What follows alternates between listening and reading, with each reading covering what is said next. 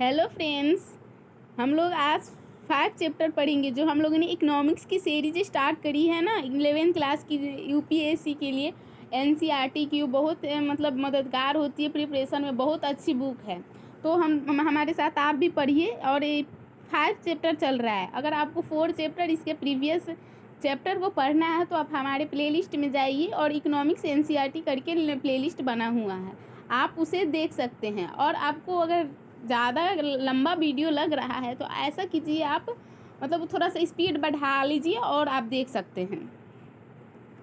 इस अध्याय को पढ़ने के बाद आप मानव संसाधन, मतलब चैप्टर का नाम है भारत में मानव पूंजी निर्माण। मतलब इतने हम लोग सेकेंड नंबर पर पॉपुलेशन में आते हैं, चाइना के बाद सेकेंड नंबर में पॉपुलेशन में है, तो फिर इसका मानव पूंजी का निर्माण कैसे हो सकता है। तो इस अध्याय को पढ़ने के बाद आप मानव संसाधन, मानव पूंजी निर्माण और मानव विकास की अवधारणाओं को समझ सकेंगे। मतलब मानव संसाधन, मानव पूंजी निर्माण और मानव विकास की अवधारणाओं को इस अध्याय को पढ़ने के बाद हम समझेंगे। मानव पूंजी में निवेश, आर्थिक समृद्धि और मानव विकास के परस्पर संबंधों को जानेंगे। शिक्षा और स्वास्थ्य पर सरकारी व्यय की आवश्यकताओं को समझ पाएंगे और भारत की शैक्षिक उपलब्धियों के बारे में जानकारी प्राप्त करेंगे। शिक्षा पर निजी और सार्वजनिक निधि के व्यय की सार्थकता का मूल्यांकन केवल उसके प्रत्यक्ष परिणामों के माध्यम से नहीं हो, इसमें निवेश मात्रा ही लोगों को उससे अधिक अवसर, मतलब शिक्षा और स्वास्थ्य में निवेश करेंगे तो मानव पूंजी में बदल देगा और उससे स्वयं पर्याप्त होगा जितना कि वे स्वयं ही प्राप्त कर सकते थे। इनके माध्यम से कितने ही ऐसे व्यक्तियों के अंतर्निहित योग्यताएं उजागर हो पाती है जो अन्यथा बिना पहचाने के ही मर जाते। ये अल्फ्रेड मार्शल कह रहे हैं, मतलब कितने लोग हैं जो अपनी योग्यता को भी नहीं समझ पाते और उनकी योग्यता क्या है और बिना पहचाने हुए उनकी जीवन यापन ऐसे करते चला जाता है। इंट्रोडक्शन, ये परिचय है। मानव जाति के विकास को बहुत अधिक प्रभावित करने वाले कारकों पर विचार करें। ये शायद मनुष्य के ज्ञान संग्रह करने की और उसका अधिक प्रसारण करने की क्षमताएं हैं जो मनुष्य बातचीत, लोकगीत और बड़े बड़े व्याख्यानों के माध्यम से करता आ रहा है।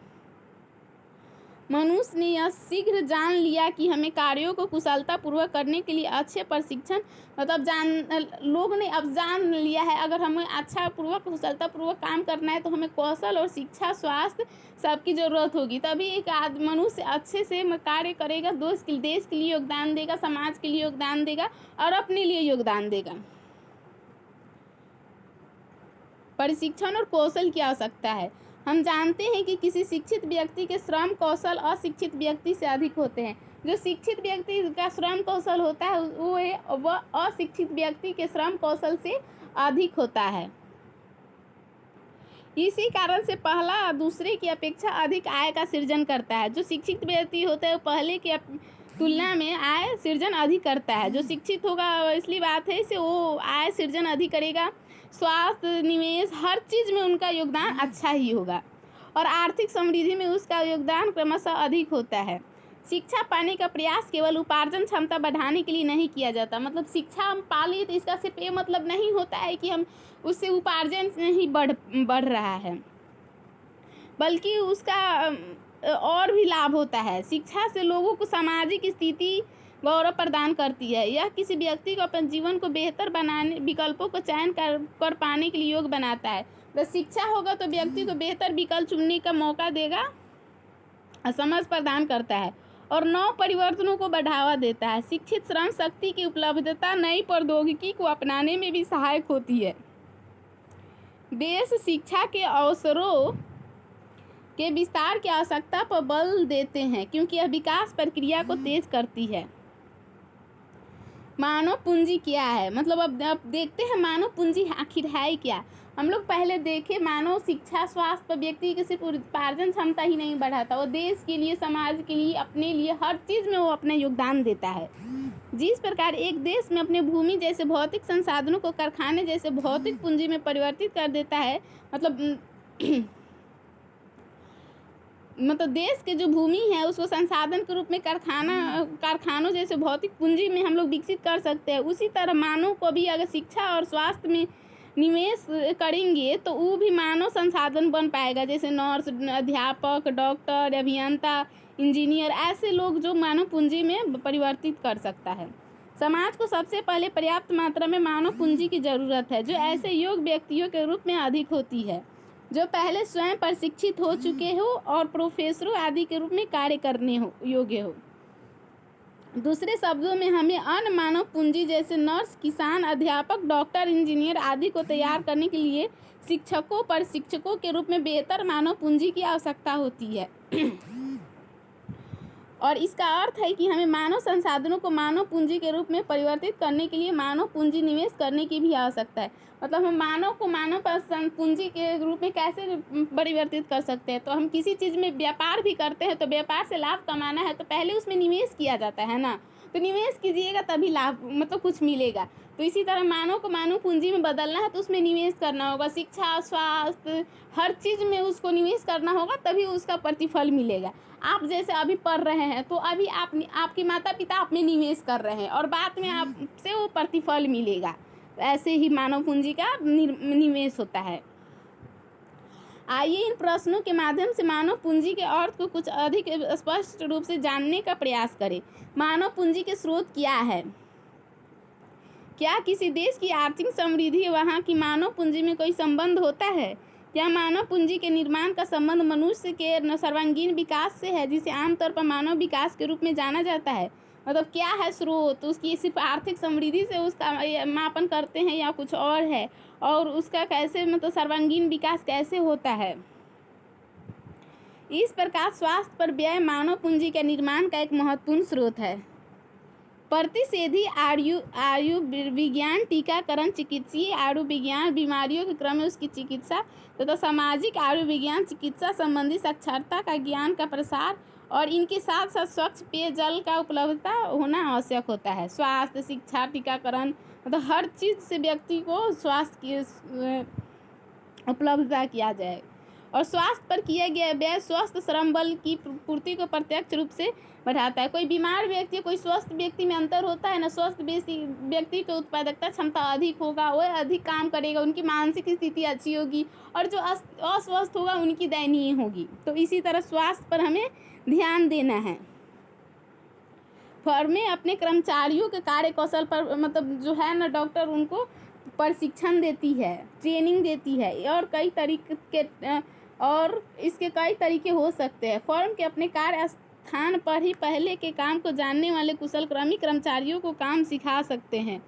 दूसरे कर्मचारियों को किसी अन्य संस्थान में भी प्रशिक्षण पाने के लिए भेजा जा सकता है। दोनों ही विधियों में फर्म अपने कर्मचारियों को प्रशिक्षण का कुछ व्यय वहन करती है। इसी कारण से फर्म इस बात पर बल मतलब अगर है किसी कोई फर्म उसमें भी कर्मचारियों को प्रशिक्षण दिया जाता है तभी वो अच्छा से काम कर पाएगा, है ना। तो उसमें भी व्यय करना पड़ता है। इसी कारण फर्म इस बात पर भी बल देगी कि प्रशिक्षण के बाद वे कर्मचारी एक निश्चित अवधि तक अवश्य फर्म के पास ही कार्य करें। इस प्रकार फर्म उसके प्रशिक्षण पर किए गए व्यय की उगाही अधिक उत्पादकता से हुए लाभ के रूप में कर पाने में सफल रहती है। कार्य के दौरान प्रशिक्षण पर किया गया व्यय ही इस दृष्टि से मानव पूंजी का स्रोत बन जाता है। ऐसे खर्च की तुलना में श्रम उत्पादकता में वृद्धि से हुए लाभ कहीं अधिक होते हैं।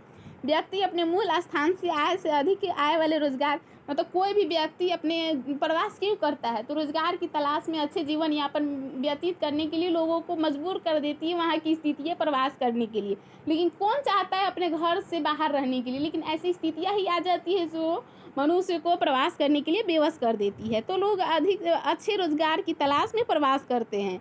ग्रामीण क्षेत्रों से शहरों में इसी तरह प्रवास होता है।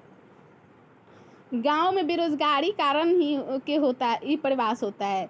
और तकनीकी शिक्षा संपन्न अभियंता, डॉक्टर आदि भी अच्छी मतलब जो है ना, डॉक्टर, तकनीकी शिक्षा जो टेक्निकल स्टडी किए हुए हैं, बड़े बड़े जो प्रोफेशनल होते हैं वो भी अच्छे मतलब वेतन के पाने के कारण दूसरे देशों में चले जाते हैं। आपने सुना होगा ब्रेन ड्रेन। ब्रेन ड्रेन क्या होता है? यही होता है ब्रेन ड्रेन। मतलब यहाँ के जो जितने भी प्रशिक्षित लोग हैं, डॉक्टर, इंजीनियर, जितने भी क्षेत्र में दूसरे देशों में जाकर सेवाएं प्रदान करते हैं क्योंकि वहाँ उनको अच्छी वेतन मिलती है। इसी कारण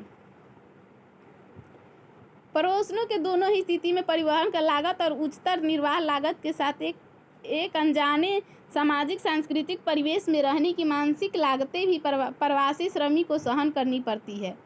मतलब प्रवासी होते हो आप लोग देखते होंगे चौक चौराहे पर किस तरह रहते हैं, उनकी रहन सहन की व्यवस्था अच्छी नहीं होती है। अंतः प्रवासन पर व्यय भी मानवीय पूंजी का निर्माण का स्रोत है। मतलब प्रवासन पर हम व्यय भी कर रहे हैं तो वो भी मानवीय पूंजी का निर्माण का स्रोत है। व्यक्ति श्रम बाजार तथा दूसरे बाजार जैसे शिक्षा और स्वास्थ्य संबंधी सूचनाओं को प्राप्त करने के लिए व्यय करते हैं। मतलब हम शिक्षा पर, स्वास्थ्य पर इस सब की सूचनाएं प्राप्त करने उस पर व्यय करते हैं। फिर भी शैक्षिक संस्था सही प्रकार से कौशल का प्रशिक्षण दे रही है। जो शिक्षा दे रही है वो अच्छी से प्रशिक्षण देती है ताकि आगे मानव पूंजी का निर्माण हो सके। मानव पूंजी में निवेश करने से मानव पूंजी के भंडार का सदुपयोग करने की दृष्टि से बहुत उपयोगी होती है। इसीलिए श्रम बाजार तथा अन्य बाजारों के विषय में जानकारी प्राप्त करने का व्यय ही मानव पूंजी निर्माण होता है। मतलब श्रम बाजार जैसे होता है उसी तरह अन्य बाजारों में भी अगर पूंजी का, जिस तरह हम किसी चीज़ में पूंजी लगाते हैं उसी तरह मानव में हर चीज़ में पूंजी लगाएंगे तो मानव पूंजी का निर्माण होगा। भौतिक पूंजी जिस तरह किसी मशीन को उद्योग का स्थापना करने के लिए उसे मशीन चाहिए होता है, इसी तरह मानव को मानव पूंजी बनाना तो उसमें शिक्षा, स्वास्थ्य, अच्छी तरह रहन सहन, खान पीन हर चीज़ होना चाहिए, तभी मानव पूंजी में परिवर्तित हो सकता है। और दोनों प्रकार के पूंजी के बीच कुछ समरूपताएं और कुछ प्रभावशाली असमानताएं हैं जो 5.1 में दिया हुआ गया है, पढ़ते हैं। दोनों प्रकार की जो एक होती है भौतिक पूंजी और एक मानव पूंजी, तो दोनों प्रकार की पूंजी सुविचारी निवेश निर्णयों का परिणाम ही होता है। भौतिक पूंजी में निवेश का निर्णय अपने ज्ञान के आधार पर ही होता है। जो मतलब भौतिक पूंजी में निवेश करते हैं तो हम ज्ञान के आधार पर करते हैं। इस संदर्भ में उद्यमी जो होते हैं उनके प्रकार निवेश विकल्पों की आंतरिक प्रतिफल का आकलन कर पाने का ज्ञान होता है। इन गणनाओं के बाद ही वो अपना विवेक आधारित निवेश करता है। भौतिक पूंजी का मतलब वो ऐसा होता है, मतलब उद्यमी सोचता है, विकल्प उनके पास रहता है कौन सी चीज़ में मतलब कितना निवेश करना चाहिए। भौतिक पूंजी का स्वामित्व उस व्यक्ति के सुविचारित निर्णय का परिणाम होता है। भौतिक पूंजी निर्माण मुख्यतः एक आर्थिक और तकनीकी प्रक्रिया है। मतलब उसमें इकोनॉमिक और टेक्निकल देखा जाता है और मानव को सोचने विचारने के लिए समय देता है, विकल्प रहता है। और मानव पूंजी के निर्माण भाग में व्यक्ति के जीवन के उस अवधि में होता है जब वह निर्णय लेने में असमर्थ होता है। मतलब भौतिक पूंजी में हम समझते हैं हर चीज़, इसमें हम निवेश करेंगे तो उससे हमें क्या लाभ होगा, उससे फ़ायदा होगा या घाटा होगा। लेकिन मानव पूंजी में निर्माण उस समय किया जाता है जब व्यक्ति असमर्थ होता है जानने में लिए। आप असमर्थ हैं, आपके माता पिता आपको पढ़ा रहे हैं तो आप दूसरे कोई आप पे निवेश कर रहा है, आप तब आपका निवेश हो रहा है तो आप असमर्थ है जानने के लिए। इसी कारण जैसे क्या वो अपनी आमदनी को अधिकतम कर पाएगा या नहीं। बच्चों की शिक्षा और स्वास्थ्य सुविधाओं से संबंधित निर्णय उसके अभिभावक या समाज ही करते हैं। मतलब आपके पेरेंट्स करते हैं। उनके समकक्षी शिक्षाविद और उच्च स्तरों महाविद्यालय, विश्वविद्यालय पर मानव पूंजी के निवेश संबंधी निर्णय को प्रभावित करते हैं। मतलब कोई आपसे ऊंचा गार्जियन टाइप का होता है, वहीं आपको सुझाव देगा ये करना चाहिए, लेकिन क्योंकि आप नहीं जानते, आप आगे उस समय असमर्थ रहते हैं। आप जानते ही कि बस भौतिक पूंजी के स्वामी को सदैव वहाँ उपस्थित नहीं रहना होता। मतलब भौतिक पूंजी का निवेश करने से आदमी को मतलब वहाँ पर ये नहीं है सब वहाँ पर उपस्थित हैं, जबकि मानव पूंजी में आप में निवेश होगा तो आप उपस्थित रहेंगे। बस यात्री सामान के परिवहन में प्रयुक्त है, किंतु उस वाहन को चलाने के ज्ञान से संपन्न चालक को वाहन के साथ वहाँ रहना पड़ता है। मतलब किसी बस को बनाएंगे तो वहाँ पर बस मालिक को रहना जरूरी नहीं होता है, बल्कि वो जो चालक चलाता है उनको वहाँ रहना पड़ता है। भौतिक पूंजी किसी भी अन्य वस्तु की भांति दृश्य होती है। भौतिक किसी चीज़ में हम निवेश कर रहे हैं तो दिखेगा हम इस चीज़ में इतना चीज़ लगाए हैं, लेकिन मानव पूंजी में निवेश करने से आपको दिखेगा नहीं, वो अदृश्य होती है मानव पूंजी। दोनों प्रकार की पूंजियों में उनके स्थानों की गतिशीलता के आधार पर अंतर होता है। मतलब दोनों प्रकार की जो पूंजी होती है वो स्थान में बदलती रहती है। प्रायः कुछ कृत्रिम अपवादों को छोड़ दे भौतिक पूंजी विश्व भर में निर्बाध आवागमन चलता रहता है, किंतु मानव पूंजी का प्रवाह इतना निर्बाध नहीं होता। इसके मार्ग में राष्ट्रीयता मतलब जो होता है भौतिक पूंजी वो इधर उधर चलते रहता है, विश्व भर में आवागमन उसका होते रहता है। और मानव पूंजी का निर्वाह नहीं ज़्यादा होता क्योंकि राष्ट्रीयता से ये जुड़ा राष्ट्रीयता संस्कृति की ऊंची बाधाएं आ जाती है। अतः भौतिक पूंजी का निर्माण तो आयात के सहारे भी हो जाता है। किसी देश से आयात करके भी भौतिक पूंजी का निर्माण कर सकते हैं, किंतु मानवीय पूंजी की रचना तो समाज तथा अर्थव्यवस्था के अभूतपूर्व विशेषताओं के अनुरूप सुविचारित नीति निर्धारण संबंधी निर्णयों तथा सरकार और व्यक्तिगत व्यय के आधार पर होती है। समय के साथ साथ दोनों ही प्रकार की पूंजियों में मूल ह्रास होता है। मतलब दोनों प्रकार के भौतिक पूंजी लगाए, कुछ वर्षों के बाद उसमें मूल, कभी मशीन खराब हो गया, उसी तरह आदमी की भी, मतलब मनुष्य का भी एज बढ़ने पर उसमें उत्पादकता क्षमता घट जाती है, तो उसमें ह्रास होता है। ये नहीं है सब मतलब कर दियो तो उसमें ह्रास आएगा ही नहीं, ह्रास होता है। मनुष्य निरंतर, मशीन निरंतर घिस जाती है उसको प्रयोग करने से, और प्रौद्योगिकी परिवर्तन उसे पुराना घोषित कर देते हैं। मानव पूंजी भी आयु के अनुसार उसका ह्रास होता है, किंतु शिक्षण और स्वास्थ्य सेवाओं में निरंतर निवेश से उसका ह्रास का काफ़ी कम सीमाएं निराकरण हो सकता है। यह निवेश मानव पूंजी को प्रौद्योगिकीय परिवर्तनों का सामना करने योग्य भी बना देता है,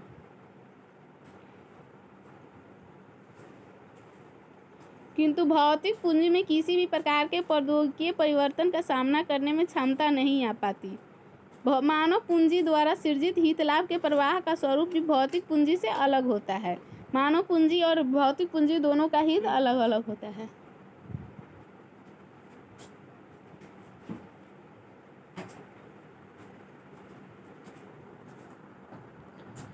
मानव पूंजी द्वारा सृजित हित लाभ के प्रवाह का स्वरूप भी भौतिक पूंजी से अलग होता है। मानव पूंजी से केवल उसका स्वामी ही नहीं, मतलब मानव पूंजी में निवेश करेंगे तो मानव पूंजी सिर्फ उस आदमी का ही कल्याण नहीं होगा, बल्कि उसके समाज के सभी वर्गों का कल्याण होगा। समाज के लिए वो अच्छा सोचेगा, फिर उसके देश से भी लाभ होगा, और उसके साथ साथ उस व्यक्ति का भी अच्छा जीवन स्तर व्यतीत होता है। राष्ट्र की सामाजिक आर्थिक प्रगति में भी योगदान देता है। एक स्वस्थ व्यक्ति अपने व्यक्तिगत स्तर पर आसपास में सफाई आदि के माध्यम से रोगों को संक्रमण रोक पाने में महामारियों का रूप धारण नहीं करने देता। जो स्वास्थ्य व्यक्ति होगा और शिक्षा की जानकारी होगी, वो सब चीज़ को जानता है, इसी कारण रोगों को साफ सफाई रखता है, संक्रमण को बढ़ने नहीं देता है। और मानवीय पूंजी से व्यक्तिगत के साथ साथ सामाजिक हित लाभों का भी सृजन होता है, किंतु भौतिक पूंजी जो होता है वो निजी लाभ को ही जन्म देती है। भौतिक पूंजी सिर्फ निजी लाभ को ही जन्म देती है। पूंजीगत पदार्थों के लाभ उन्हीं को मिल पाते हैं जो उसमें निवेश करते हैं, का सदुपयोग करने की दृष्टि से बहुत उपयोगी होती है। इसीलिए श्रम बाजार तथा अन्य बाजारों के विषय में जानकारी प्राप्त करने पर किया गया व्यय ही मानव पूंजी का निर्माण का स्रोत होता है। भौतिक पूंजी की अवधारणा के आधार पर ही मानव पूंजी के वैचारिक आधार की रचना की गई है। दोनों प्रकार की पूंजी के बीच कुछ समरूपता, कुछ प्रभावशाली असमानताएं हैं। मानव पूंजी और आर्थिक समृद्धि, राष्ट्रीय आय में किसका योगदान अधिक होता है? ये मतलब पूछ रहे हैं, मानव पूंजी और आर्थिक समृद्धि। हम किसी व्यक्ति को शिक्षा स्वास्थ्य में निवेश करेंगे, उसका योगदान ज़्यादा होगा, या आर्थिक समृद्धि या जीडीपी मतलब पैसा ज़्यादा होगा, उसका मतलब योगदान ज़्यादा होगा राष्ट्रीय आय में? तो ये पूछ रहे हैं। तो राष्ट्रीय आय में किसका योगदान हो सकता है? तो किसी कारखाने के कर्मचारी या किसी सॉफ्टवेयर विशेषज्ञ का। मतलब एक कारखाना है तो उसमें कर्मचारी की से और सॉफ्टवेयर जो होते हैं विशेषज्ञ, उनसे कंपेयर किया जाता है, तो किसका योगदान ज़्यादा होता है? तो ये ऑब्वियसली बात है, सॉफ्टवेयर विशेषज्ञ का होगा, क्योंकि शिक्षित व्यक्ति होता है उसका श्रम कौशल अशिक्षित व्यक्ति की अपेक्षा अधिक होता है। इसी कारण अपेक्षाकृत अधिक आय सृजित कर पाता है और आर्थिक समृद्धि का मतलब वो योगदान ज़्यादा दे पाता है, और वास्तविक राष्ट्रीय आय में वृद्धि से होता है। तो फिर स्वाभाविक ही है कि किसी शिक्षित व्यक्ति का योगदान अशिक्षित की तुलना में कहीं ज़्यादा होता है। जो अशिक्षित होंगे उसकी कार्य कुशलता कम होती है शिक्षित व्यक्ति की तुलना में, और राष्ट्रीय आय में उनका योगदान भी दोनों में अंतर पाया जाता है। एक स्वस्थ व्यक्ति अधिक समय तक व्यवधान रहित श्रम की पूर्ति कर सकता है, इसीलिए स्वास्थ्य भी आर्थिक समृद्धि का एक महत्वपूर्ण कारक बन जाता है। अंततः कार्य के दौरान प्रशिक्षण, श्रम बाजार की जानकारी, प्रवसन आदि के साथ साथ शिक्षा और स्वास्थ्य व्यक्ति की उपार्जन क्षमता का संवर्धन करती है।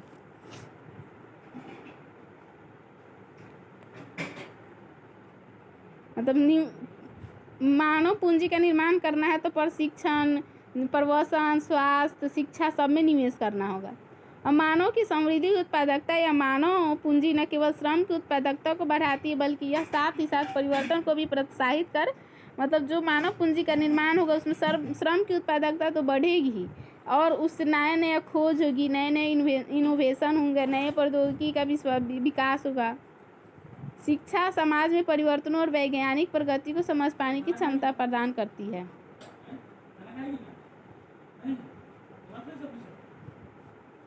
जिससे आविष्कारों और नव परिवर्तनों में सहायता प्रदान मिलती है। इसीलिए शिक्षित श्रम शक्ति की उपलब्धता नवीन प्रौद्योगिकी को अपनाने में सक्षम सहायता होती है। मानव पूंजी की वृद्धि के कारण आर्थिक समृद्धि होती है, मतलब मानव पूंजी में निवेश करेंगे तो उससे आर्थिक समृद्धि भी होगी। इसे सिद्ध करने के लिए व्यवहारिक साक्ष्य अभी स्पष्ट नहीं है।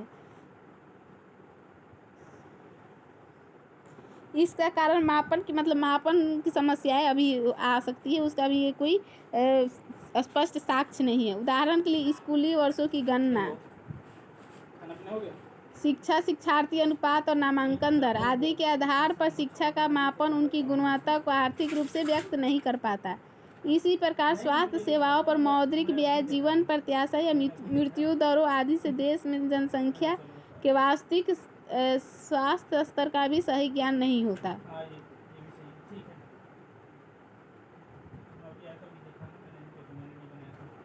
यदि इन सूचकों का प्रयोग कर विकसित तथा विकासशील देशों में शिक्षा और स्वास्थ्य स्तरों और प्रति व्यक्ति आय में सुधार की तुलना करें, मतलब तुलना करने के लिए बोल रहे हैं विकसित देश और विकासशील देश में शिक्षा और स्वास्थ्य में कैसे दो लोगों की निवेश होती है, वहाँ की प्रति व्यक्ति आय कैसी है, किंतु प्रति व्यक्ति वास्तविक आय में ऐसी कोई प्रवृत्ति स्पष्ट नहीं होती।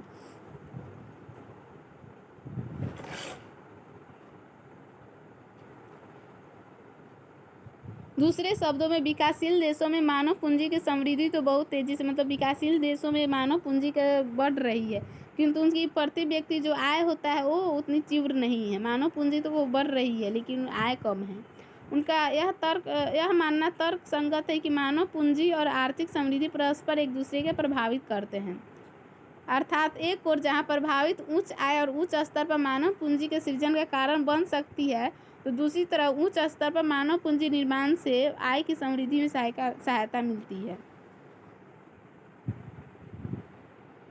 भारत ने तो बहुत पहले आर्थिक समृद्धि में मानव पूंजी के महत्व, मतलब बहुत पहले हम लोग समझ लिए थे मानव का मतलब उपयोगिता।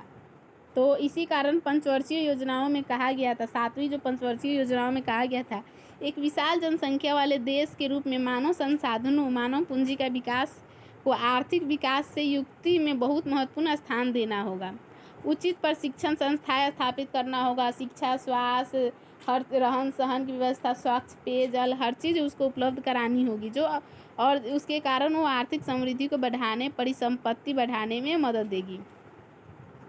साथ ही यह वांछित दशा में सामाजिक परिवर्तनों को सुनिश्चित कर देगी। मानव पूंजी, शिक्षा और स्वास्थ्य तथा आर्थिक समृद्धि के बीच कारण प्रभाव संबंध का स्पष्ट निरूपण कठिन होता है, किंतु सारणी में देख सकते हैं कि ये दोनों क्षेत्रों के आसपास समृद्धि हुए है। संभवतः प्रत्येक क्षेत्र की समृद्धि ने एक दूसरे की समृद्धि को सहारा दिया है। ड्राफ्ट नेशनल एजुकेशन पॉलिसी जो अभी आया है, नेशनल एजुकेशन पॉलिसी 2000 अभी पास हुआ है बिल, अभी मतलब वो बन गया अधिनियम, और उस समय 2019 में ड्राफ्ट था, मतलब तैयार किया हुआ था।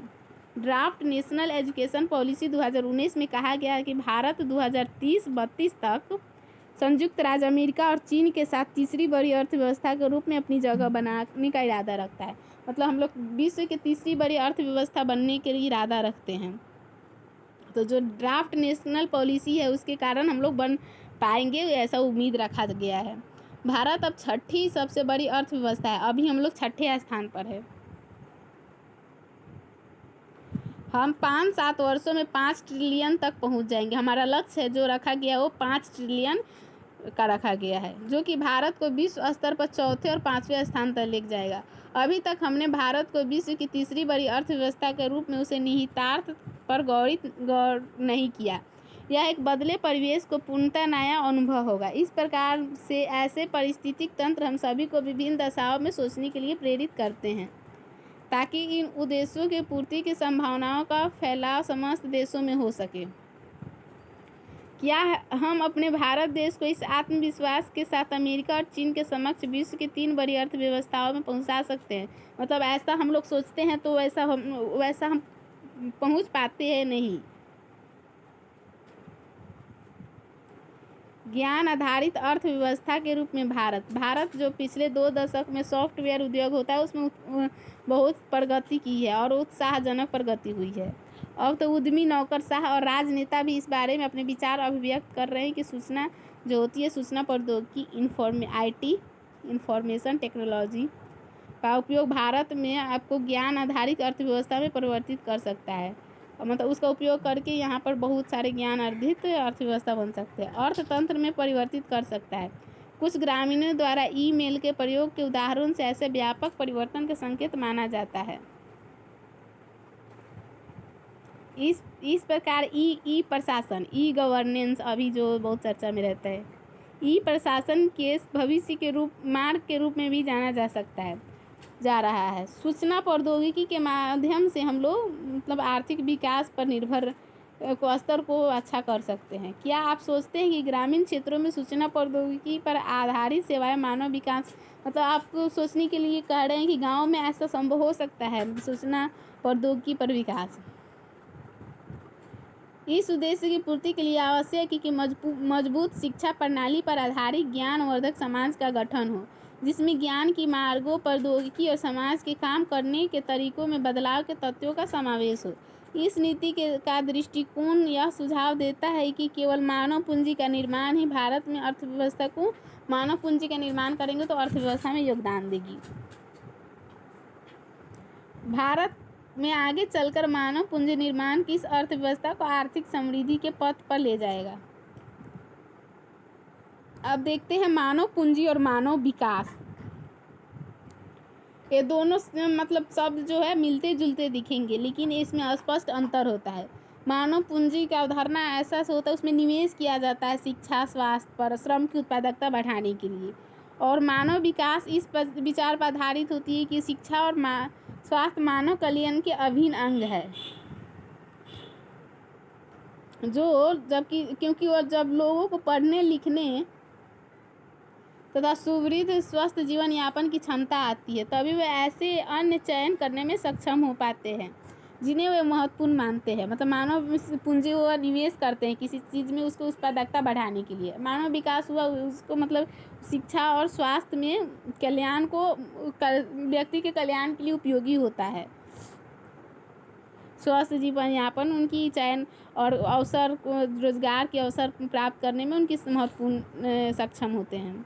मानव पूंजी का विचार मानव को किसी साध्य की प्राप्ति का साधन माना जाता है। मानव पूंजी का विचार मानव को किसी साध्य की प्राप्ति का साधन माना जाता है। मतलब वो हम साधन हो गया, किसी चीज़ को हमें प्राप्त करना है तो मानव पूंजी का निर्माण करना होगा। और इस मतानुसार शिक्षा और स्वास्थ्य पर किया गया निवेश अनुत्पादक है कि अगर उस वस्तुओं और सेवाओं के निर्गत में वृद्धि न हो, अगर आपसे कुछ भी प्राप्त नहीं हो रहा है निवेश के बावजूद, तो वो अनुत्पादक है। किंतु इनके माध्यम से मानव कल्याण का संवर्धन तो होना ही चाहिए।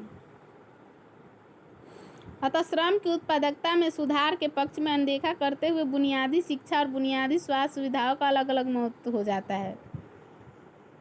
इस दृष्टि से प्रत्येक व्यक्ति का बुनियादी शिक्षा और स्वास्थ्य सुविधाओं पर अधिकार सिद्ध हो जाता है। दूसरे शब्दों में समाज में प्रत्येक सदस्य को साक्षर तथा स्वस्थ जीवन जीने का अधिकार होता है। भारत में मानव पूंजी निर्माण की स्थिति। अभी हम देखते हैं हमारी मानव पूंजी निर्माण की हम लोग किस पैदान पर खड़े, स्थिति क्या है यहाँ की। इस खंड में हमने भारत में मानव पूंजी निर्माण का विश्लेषण करने जा रहे हैं। हम पहले पढ़ चुके हैं कि मानव पूंजी निर्माण शिक्षा और स्वास्थ्य पर खर्च करने, स्थल पर प्रशिक्षण देने, प्रवसन और शिक्षा, स्वास्थ्य, कार्यस्थल प्रशिक्षण, प्रवसन और सूचना निवेश का परिणाम है। इनमें से शिक्षा और स्वास्थ्य मानव पूंजी निर्माण के 2 सबसे महत्वपूर्ण स्रोत होते हैं। शिक्षा और स्वास्थ्य सबसे महत्वपूर्ण स्रोत होता है और प्रवसन प्रशिक्षण भी होता है। भारत देश की प्रशासन व्यवस्था संघीय है। संघ में जिसमें केंद्र होता है, राज्य होता है और संघीय निकाय जैसे नगर निगम, नगर पालिका, ग्राम पंचायत आदि जो होते हैं वो स्थानीय निकाय होते हैं। भारत के संविधान ने सभी स्तर के प्रशासकीय निकायों और कार्यों दायित्वों को भी बहुत स्पष्ट रूप से उनके कार्यों का भी बंटवारा किया गया है। इसी प्रकार शिक्षा और स्वास्थ्य दोनों पर व्यय तीनों ही प्रशासकीय स्तरों पर साथ साथ वहन किया जाता है। स्वास्थ्य क्षेत्र का विस्तृत विश्लेषण अध्याय 8 में किया जा चुका है। हम लोग अभी पढ़ेंगे अध्याय 8 है। अतः यहाँ हम केवल शिक्षा क्षेत्र पर विश्लेषण करेंगे। अभी शिक्षा पर हम लोग विश्लेषण करेंगे। मानव पूंजी का निर्माण करना है तो शिक्षा और स्वास्थ्य में निवेश करना होगा, तो इस अध्याय में हम लोग शिक्षा पर ज़्यादा फोकस करेंगे और अध्याय 8 में स्वास्थ्य पर दिया हुआ है। क्या आप जानते हैं कि भारत में भी शिक्षा और स्वास्थ्य व्यवस्था की देखरेख कौन करता है? भारत में शिक्षा क्षेत्र का विश्लेषण से यहाँ के शिक्षा और स्वास्थ्य क्षेत्रों में सरकार के हस्तक्षेप की आवश्यकता पर विचार करेंगे। मतलब सरकार कौन व्यवस्था देख रेख करता है। हम जानते ही हैं कि शिक्षा और स्वास्थ्य की देखभाल निजी तथा सामाजिक लाभों को उत्पन्न करती है।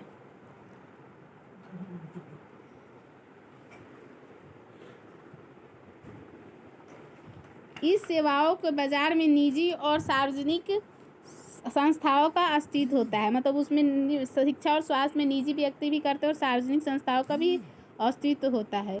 शिक्षा और स्वास्थ्य पर व्यय महत्वपूर्ण दीर्घकालिक प्रभाव डालते हैं। मतलब उसमें व्यय करेंगे थोड़े समय के लिए नहीं, बल्कि बहुत समय के लिए वो अस्तित्व में रहेगा और प्रभाव डालते रहेगा, और उसे आसानी से बदलना नहीं जा सकता, क्योंकि सरकारी हस्तक्षेप अनिवार्य है। इसीलिए सरकारी हस्तक्षेप अनिवार्य है।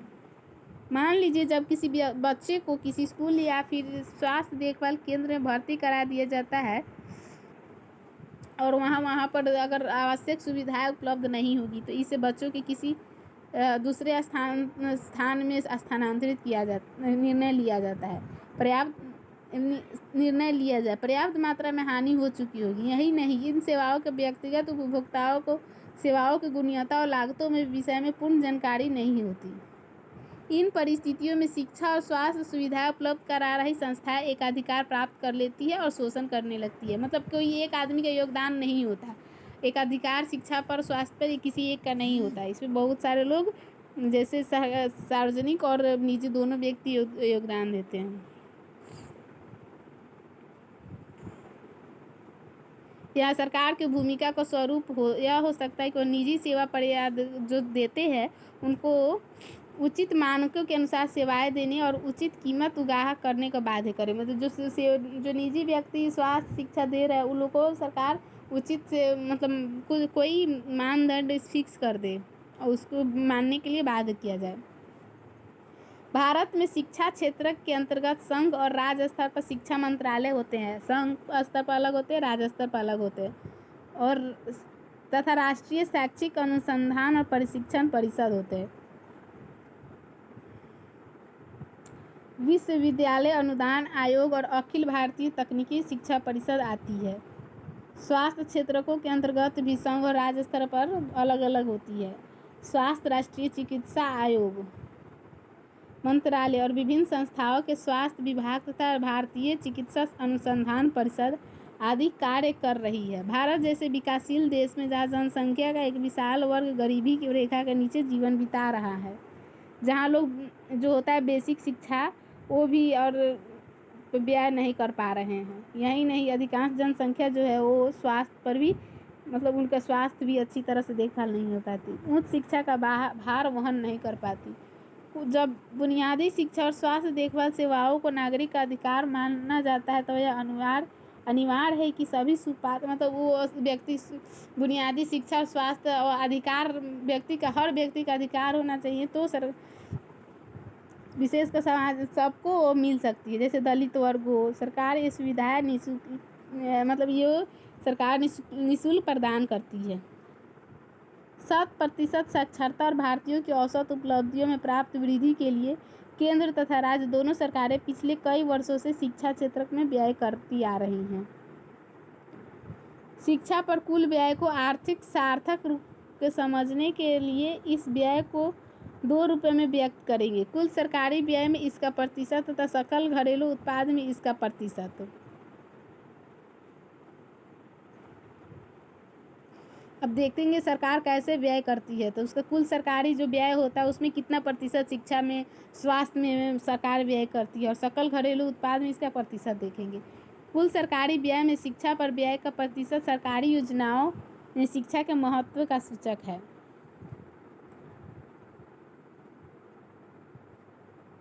और सकल घरेलू उत्पाद में जो शैक्षिक व्यय होता है यह व्यक्त करता है कि व्यक्तियों के आय का कितना भाग देश में शैक्षिक विकास में मतलब योगदान दे रहा है। 1952 से 2014 के बीच कुल सरकारी व्यय में शिक्षा पर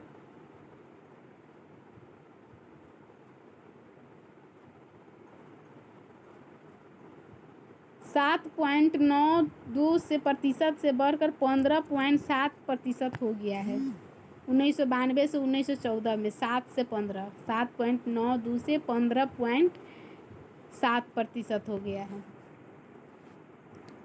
और सकल घरेलू उत्पाद में इसका प्रतिशत 0.64 से बढ़कर 4.0% हो गया है। मतलब सरकारी व्यय में हो गया 7.92% से बढ़कर 15.7%, और इसी प्रकार सकल घरेलू में इसका योगदान 0.64 से बढ़कर 4.13% हो गया है। इस संपूर्ण समयावधि में शैक्षिक व्यय की वृद्धि समान नहीं रही है, इनमें अनियमित रूप से उतार चढ़ाव आते रहे। यदि इस सरकारी व्यय के साथ हम व्यक्तियों के द्वारा किए गया निजी व्यय तथा परोपकारी, जैसे जैसे हम विश्वविद्यालय शिक्षा का प्रसार करेंगे तो उसमें उच्चतर शैक्षिक संस्थानों में प्रशिक्षित और अधिक शिक्षकों की आवश्यकता होती है। उच्च मतलब जो प्रशिक्षण, उसमें अधिक प्रशिक्षित शिक्षकों की आवश्यकता होती है। अतः शिक्षा के सभी स्तरों में व्यय में वृद्धि करना चाहिए। मतलब सिर्फ प्राथमिक, द्वितीय, माध्यमिक स्तर पर नहीं, उच्चतर हर स्तर पर शिक्षा में व्यय करना चाहिए। और वर्ष 2014-15 में प्रारंभिक शिक्षा पर प्रति व्यक्ति होने वाला जो व्यय था सरकार ने किया था, वो बहुत मतलब राज्यों के बीच काफ़ी अंतर है। मतलब सब राज्यों में अलग अलग है। उनके हिमाचल प्रदेश में सबसे ऊंचा व्यय होता है, जैसे 34,651 रुपये। वहीं बिहार में मात्र 4,088 रुपये है। जो प्राथमिक शिक्षा पर सरकार का व्यय होता है हिमाचल प्रदेश में 34,651 रुपये, बल्कि बिहार में वहीं 4,088 रुपये है। इस प्रकार विषमताओं के कारण ही विभिन्न राज्यों में शिक्षा के अवसरों और शैक्षिक उपलब्धताओं में भारी अंतर हो जाता है। मतलब हर राज्य में शिक्षा में भी अंतर हो जाता है। विभिन्न आयोगों के द्वारा शिक्षा व्यय के वांछित स्तर के साथ यही शिक्षा व्यय की तुलना की जाए तो अपर्याप्तता समझ में आ सकती है। 55 वर्ष पूर्व 1964 और 66 में शिक्षा आयोग का निर्माण ने सिफारिश दिया था कि शैक्षिक उपलब्धियों की समृद्धि दर में उल्लेखनीय सुधार, शैक्षिक स्तर में अगर सुधार करेंगे तो सकल घरेलू उत्पाद में 6% शिक्षा पर खर्च करना जाना चाहिए। और वर्ष 2009 में भारत सरकार ने भी बच्चों को मुफ्त और अनिवार्य शिक्षा का अधिकार, राइट टू एजुकेशन, वर्ष 2009 में लाया गया। अनिवार्य शिक्षा का अधिकार अधिनियम कानून बनाया गया, जिसके अंतर्गत 6 से 14 वर्ष के बच्चों को अनिवार्य शिक्षा, मुफ्त शिक्षा दिया जाता है। 2019 में राइट टू एजुकेशन सरकार ने लाई थी। 1999 में सरकार द्वारा नियुक्त तापस मजूमदार समिति ने अनुमान लगाया। 1999 में सरकार ने तापस मजूमदार समिति बैठाया था। उन्होंने अनुमान लगाया कि देश में 6 से 14 आयु वर्ग के सभी बच्चों की स्कूली व्यवस्था में शामिल करने के लिए तथा 1998-99 से 2000 से 2007 तक के 10 वर्षों की अवधि में लगभग 1.3 लाख करोड़ रुपए व्यय करना होगा। तापस मजूमदार समिति ने कहा था 2000 से 2007 तक की अवधि में 1.3 लाख करोड़ रुपया व्यय करना होगा। और सकल घरेलू उत्पाद के 6% के स्तर की तुलना में वांछित वर्तमान 4% व्यय का स्तर बहुत कम है। आने वाले वर्षों में 6% के लक्ष्य तक पहुंचने की आवश्यकता है, जैसा कि सिद्धांत रूप में स्वीकार किया गया है। भारत सरकार ने सभी केंद्रीय कर जो होता है सेंट्रल टैक्स, उस पर 2% शिक्षा उपकर लगाया जाता है। एजुकेशन जो होता है ना, टैक्स पर टैक्स लगता है, लेवी, उपकर कहते हैं। तो शिक्षा उपकर 2% लगाना आरंभ किया है और शिक्षा उपकर से प्राप्त राजस्व को प्राथमिक, और वही जो शिक्षा स्तर से प्राप्त करती है उपकर से, जो उपकर होता है वो राज्यों में नहीं बढ़ता, वो सेंट्रल सरकार, केंद्र सरकार को ही प्राप्त होता है। तो वही शिक्षा पर वो सरकार व्यय करती है। साथ ही सरकार ने उच्च शिक्षा संवर्धन के लिए भी एक विशाल धनराशि स्वीकृत करने की बात करी है। उच्च शिक्षार्थियों के लिए नई ऋण योजना भी सरकार देती है, घोषणा की है। भारत में शैक्षिक उपलब्धियाँ, सामान्यतः किसी देश की शैक्षिक उपलब्धियों का आकलन वयस्क साक्षरता स्तर पर किया जाता है। प्रारंभिक शिक्षा संपूर्ति दर और युवा साक्षरता दर कितना है, उनके अनुसार शैक्षिक उपलब्धियाँ के मतलब मापन किया जाता है। भविष्य की संभावनाएं, सबके लिए शिक्षा, अभी है एक सबके लिए शिक्षा, एक सरकार ने योजना भी लाई है और उन सभी का सपना, मतलब यह भी एक सपना है। यदि वयस्क और युवा साक्षरता दरों में सुधार हो रहा है, किंतु आज भी देश में निरक्षर जो होते हैं उनकी संख्या बहुत ज़्यादा है।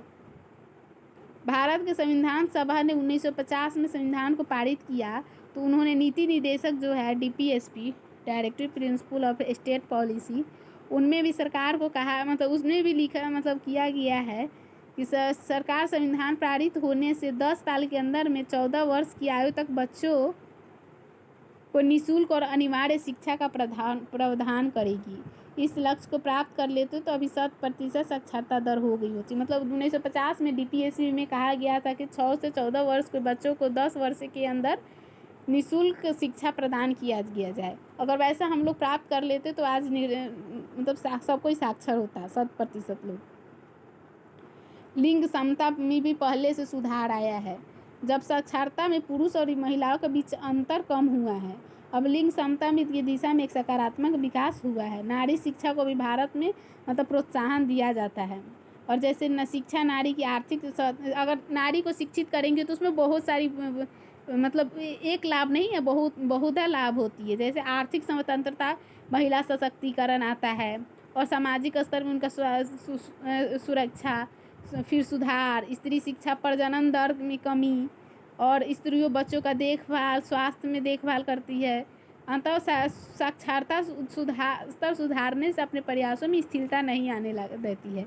मतलब वो देश के लिए योगदान देती है, अपने लिए योगदान देती है, स्वास्थ्य, शिक्षा, प्रजनन दर, हर चीज़ में उनका योगदान होता है। और 100% व्यस्त साक्षरता, अभी हमें 100% व्यस्त साक्षरता दर प्राप्त करने के लिए अभी हमें बहुत सारी मंजिलों को पार करना है।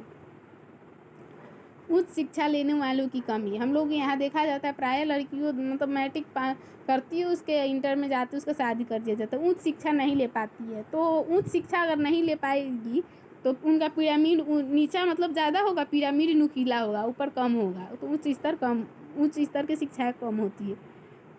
और यही नहीं, शिक्षित युवाओं की बेरोजगारी, मतलब जो अगर शिक्षा भी कर लिया, पढ़ लिख कर शिक्षित भी है, तो उनकी बेरोजगारी दर बहुत है, उसे शिक्षित बेरोजगार कहते हैं। राष्ट्रीय प्रतिवर्ष सर्वेक्षण संगठन NSSO है, जो नेशनल सैंपल सर्वे ऑर्गेनाइजेशन, वो साक्षरता दर निकालती है। तो अपना आंकड़ों में 2011-12 में ग्रामीण स्तर पर जो स्नातक होता है, ग्रेजुएशन, उनमें युवाओं का बेरोजगारी दर 19% थी। मतलब ग्रेजुएशन किए हुए बच्चों की बेरोजगारी दर 19% थी। NSSO अपना आंकड़ा निकालती है उसमें, गाँव में, और शहर में 16% थी। सबसे गंभीर रूप से प्रभावित लोगों में लगभग 30% बेरोजगार है। वहीं युवा ग्रामीण महिलाएं थी, जो युवा ग्रामीण महिलाएं थी उसमें 30%। इसके विपरीत ग्रामीण और शहरी क्षेत्रों में प्राथमिक स्तर में शिक्षित युवाओं में से केवल 3-6% बेरोजगार थे। मतलब जो है ना, उच्च स्तर में शिक्षा प्राप्त कर ली, उसमें इतनी सारी विषमताएं है। जो गाँव में 16% है ग्रेजुएशन किए हुए वयस्क लोगों की, तो वहीं शहरों में गाँव में 19% है, तो शहरों में 16% है। जो वहीं प्राथमिक शिक्षा प्राप्त किए गए उनकी बेरोजगारी दर कम होती है, क्योंकि और उनकी 3-6% बेरोजगार होते हैं। आवधिक श्रम बल सर्वेक्षण 2017-18 के अनुसार ये भी रिपोर्ट निकालती है। आवधिक श्रम बल सर्वेक्षण 2017 के 18 के अनुसार स्थिति में अभी तक सुधार अपेक्षित है। अतः सरकार को उच्च शिक्षा के लिए अधिक धन का आवंटन करना चाहिए तथा उच्च शिक्षा संस्थानों में भी सुधार लाना चाहिए। वहाँ पढ़ रहे लोगों को छात्र को रोजगार कौशल देना चाहिए। जब कम पढ़े लिखों की तुलना की जाती है तो शिक्षित लोगों की एक बड़ा अनुपात बेरोजगार है। मतलब जो कम पढ़ा लिखा है वो रोजगार तो पा लेते हैं, जो शिक्षित है वो रोजगार नहीं पाने में सक्षम नहीं होते, क्योंकि जो कम पढ़ा लिखा है वो कोई भी व्यवसाय कर लेता है, अपना जीवन यापन पाल सकता है। और निष्कर्ष, मानव पूंजी निर्माण और मानव विकास आर्थिक सामाजिक लाभों से ही परिचित होते हैं। भारत में केंद्र और राज्य सरकारें शिक्षा और स्वास्थ्य क्षेत्र में विकास के लिए तो प्रयास करते रहती है और वित्तीय सहायता भी देती रहती है। शिक्षा स्वास्थ्य सेवाएं समाज के सभी वर्गों को सुनिश्चित रूप से सुलभ कराई जानी चाहिए तथा आर्थिक समृद्धि के साथ साथ समता भी होनी चाहिए, सबको समान रूप से होना चाहिए। और वैज्ञानिक और तकनीकी शिक्षा भी सबको प्राप्त होनी चाहिए। और गुणात्मक मतलब शिक्षा तो है और उनमें गुणात्मक शिक्षा लानी चाहिए, सुधार करनी चाहिए और इन्हें भारत में पर्याप्त रूप से प्रयोग किया जा सके। इस चैप्टर का सार देखते हैं। शिक्षा में निवेश मानव को मानव पूंजी में परिवर्तित करता है और इस प्रकार मानव पूंजी बढ़ गई तो उत्पादकता भी का भी प्रतिनिधित्व करती है। यह एक अर्जित योग्यता है और समझबूझ से किए गए निवेशगत निर्णयों का परिणाम है जो भविष्य में आय के स्रोतों में वृद्धि की अपेक्षा किए जाते हैं। शिक्षा में निवेश कार्य स्तर प्रशिक्षण स्वास्थ्य प्रवसन सूचना मानव पूंजी निर्माण के स्रोत होते हैं। शिक्षा स्वास्थ्य कार्य स्तर प्रशिक्षण प्रवसन में निवेश मानव पूंजी का निर्माण का स्रोत होते हैं। मानव भौतिक पूंजी का संकल्पना मानव पूंजी के संकल्पना निर्धारण का आधार है। पूंजी निर्माण में दोनों प्रकार की कुछ समानताएं हैं तो कुछ विषमताएं भी होती है। मानव पूंजी निर्माण में निवेश करने से समृद्धि माना जाता है, वहीं मानव विकास इस बात पर आधारित होती है कि शिक्षा और स्वास्थ्य दोनों मनुष्यों के कल्याण पर आधारित है और जब लोगों के पास पढ़ने और लिखने तथा दीर्घायु और स्वस्थ जीने की योग्यता होती है। कुल सरकारी व्यय में शिक्षा पर किए जाने वाले व्यय का प्रतिशत सरकार द्वारा शिक्षा का महत्व का दर्शाती है। मतलब सरकार कितना शिक्षा और स्वास्थ्य व्यय करती है यह दर्शाती है। शिक्षा